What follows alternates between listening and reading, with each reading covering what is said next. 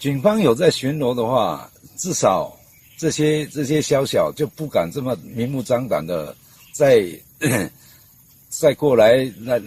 糟蹋我们了啊！所以说我们也很感谢警方了，每天晚上都有固定时定点的在巡逻，不定时的在巡逻，而且与我们那个民间的，就是我们的尼农共同来完成这个任务。